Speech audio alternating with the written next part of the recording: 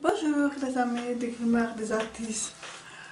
Comment allez-vous bien en ce mercredi 17 mars?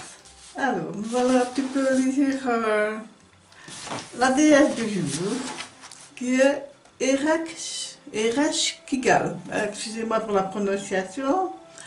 Dormance. Ereshkigal, déesse sumérienne et reine du domaine d'Aralu, le pays sans retour, est surnommée la grande dame sur la terre. C'est une déesse psychopope qui mène l'âme des morts au monde souterrain, dans ce cas, ce palais, à Lapis Lazuli, tandis que sa sœur Ishtar réside dans les cieux. Lorsqu'on a séparé le ciel et la terre et créé le monde, on a emmené Ereshkigal sur terre. Comme bien d'autres déesses mythiques, son domaine est le temps de l'année lorsque la terre est en dormance. Il y a bien longtemps, Ereshkigal régnait seul sur la région sauvage à l'extrémité occidentale du monde, cernée de jardins d'arc-en-ciel. Par la suite, elle a en fait reçu la mort en son sein, selon une sorte de programme cosmique de recyclage.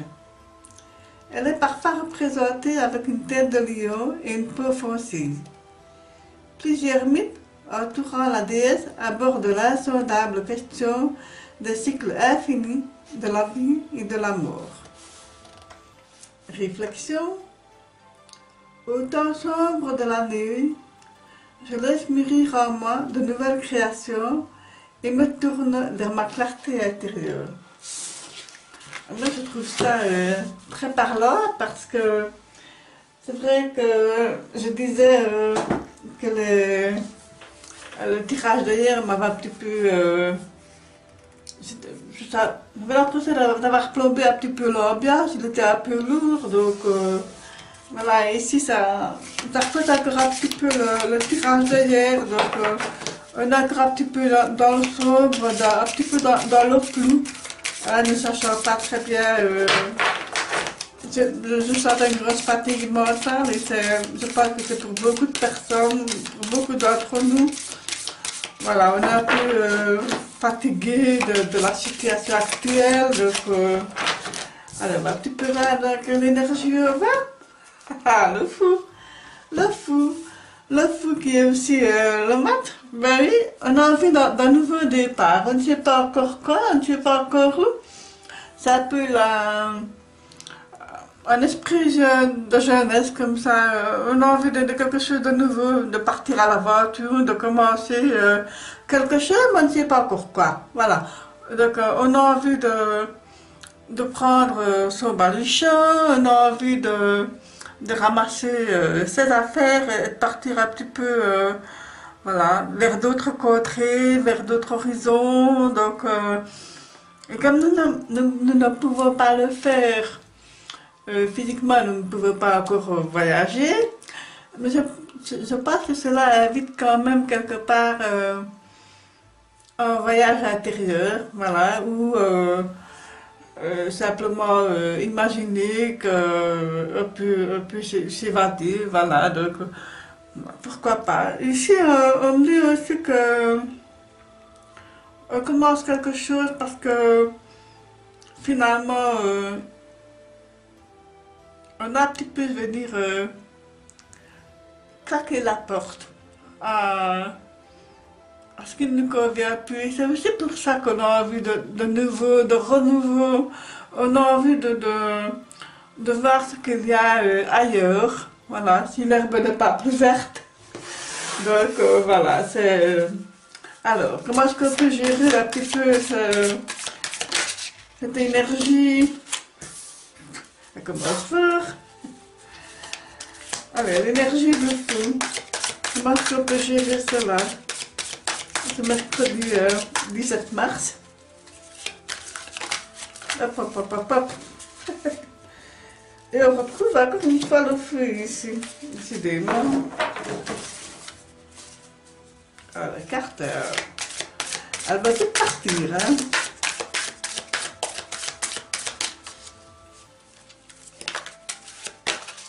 Voilà. Hop, hop, hop. Alors, encore deux, et puis une pour la synthèse.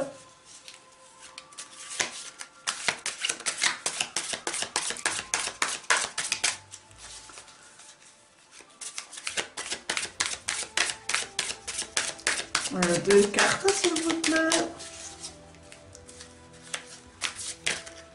Oh, oh, oh, oh, oh, oh. On va demander, mais il y en a beaucoup. Ouais, donc voilà. Voilà, cela, ce n'est pas prêt, donc voilà, je vais sortir. Voilà. Voilà, j'espère que vous voyez bien tout à l'écran. De toute façon, vous aurez les agrandissements. Ben voilà, ici un petit peu plus de cartes pour aujourd'hui, donc voilà. Alors, comme je disais, voilà, nouveau départ, et ici, avec le valet de nuit. Quand je disais nouveau départ, ben peut-être que aussi avec le valet de nuit, on a envie de commencer quelque chose. On a envie de créer un projet. Voilà, on lance tout doucement un projet pour accroître ses rentrées financières, ce bien matériel, voilà. Donc, il y a dans l'esprit de vouloir augmenter un petit peu le revenu, voilà, comme ça. Et c'est une idée qui a germé et qui commence à prendre forme tout doucement. Et qui, suite à ça, ben voilà, il y a aussi le fou qui revient ici aussi, le mat. Hein, donc, voilà, le mat, lui, qui, comme je disais, voilà, prend son baluchon, ça va. Alors, vers quoi est-ce qu'il s'en va? Vers quoi est-ce qu'il erre? Hein, donc, il est quand même bien appuyé sur ce bateau qui est rempli d'énergie, parce que ben, le bateau est rouge, c'est l'énergie. Hein, et vers quoi est-ce qu'il part? Donc, ben, il part ici vers le 3 d'épée qui est à l'envers. Pour moi, il y a eu quelque part encore toujours des blessures émotionnelles. Et on commence tout doucement à s'en remettre. Voilà, c'est ce que je perçois. On commence tout doucement à s'en remettre. La douleur est un peu atténuée. Pourquoi? Parce qu'ici, il y a le 3 de coupe. Donc, on est quelque part comme un petit peu entouré. C'est une espèce de réconfort qui vient comme ça, qui vient nous réconforter, qui vient nous soulager. Et ici, nous avons le 5 de bâton, c'est une belle énergie. Une énergie, pour moi, c'est une énergie calme. On y va, mais on y va calmement, on y va posément. Hein, donc, toujours que ce soit le travail, que ce soit la créativité, voilà. On y va posément, on y va calmement. Hein, parce que ici, avec le travail de bâton, ben, c'est toujours dans la créativité. C'est quelque chose qu'on construit, qu'on élabore et qui se met en place tout doucement, tout doucement. Et ici, ben, finalement, vient une bonne nouvelle concernant les finances, voilà, parce qu'ici, on a le 10 de denier qui est, voilà, qui veut dire quelque part l'accomplissement. Voilà, voilà, on a fait le tour de ce qu'on pouvait faire et ici on a vraiment la réussite complète sur les finances. On a peut-être le nouveau travail qui est là et qui génère de nouvelles sources de revenus. On a peut-être reçu peut-être un héritage. Donc voilà. Et cette reine de coupe ici qui est là, telle une matriarche, c'est comme ça que je l'aperçois. Elle est là pleine de compassion, pleine d'empathie. Elle est là pour nous soutenir, nous écouter, nous épauler et nous rendre confiance en nous-mêmes, aussi en nos capacités. Donc voilà, moi je trouve que c'est quand même un très très beau jeu et je suis soulagée parce que je vous avoue que le tirage de hier, je n'aimais pas trop. Et vu la journée que certaines personnes ont passé le mardi, je pense que j'étais pas la seule à être mal à l'aise ce mardi. Voilà. Donc, ah oui, je vais un petit peu faire encore une carte 2 pour avoir, hop là, une synthèse. Mais oui, le pape, le pape, le pape qui donne des conseils, qui donne la bénédiction, mais aussi qui donne la clé. Ici, dans cette carte, le pape, le hiérophant, comme on dit, il nous donne la clé. La clé, c'est l'accès aux connaissances, c'est l'accès à certaines choses, à certaines portes. Moi, j'appelle ça les portes de la connaissance. C'est aussi une formation, peut-être. C'est aussi voilà, une école. Ça peut être voilà, ça peut être beaucoup de choses. Donc voilà, c'est voilà, par la synthèse, on reçoit la clé, on reçoit le feu vert quelque part. Voilà, donc on cheminait tout doucement. Et puis voilà, on a fait tout ceci toute cette journée de ce mercredi. Et elle se termine par de bonnes nouvelles, par une bonne compréhension, par une bonne énergie. Ah, ça me rassure, hein, ouais, je suis contente. Je suis contente, je vous l'avoue. Alors, on va tirer une carte aromatique, de l'oracle aromatique. Je vais voir que le plante va un petit peu nous accompagner ce mercredi 17 mars.